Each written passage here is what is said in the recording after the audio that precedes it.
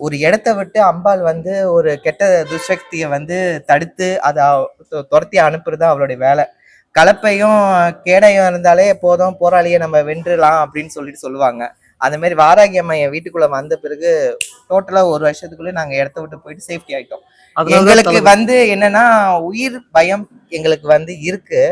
இன்னும் ஒரு வருஷம் கழிச்சு இன்னும் 2 வருஷம் அங்க இருந்தோம்னா எங்களுக்கு உயிர் சேதம் ஏற்படும் சொல்லிட்டு அம்பாள் வந்து உணர்த்ததுனாலதான் நாங்க அங்கிருந்து வெளியில வந்தோம்.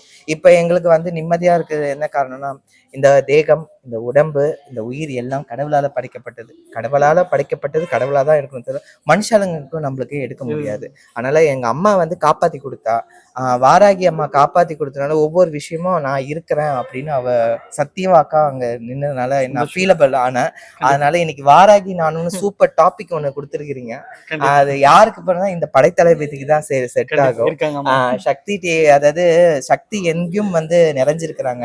இன்னைக்கு பெண் சக்தி வராங்க, ஆனா சிவபெருமான் இருக்கிறாங்க, நாராயணன் இருக்கிறாரு அப்படின்னு சொல்லும் போதெல்லாம் ரொம்ப சந்தோஷமா இருக்குது. இன்னைக்கு எனக்கு கடவுளா எனக்கு இன்னைக்கு அமைக்கப்பட்டது இந்த விஷயம். இன்னும் நிறைய ஆசீர்வாதங்கள் உங்களுக்கு கிடைக்கும். ஆமா, கண்டிப்பா நடக்கும்.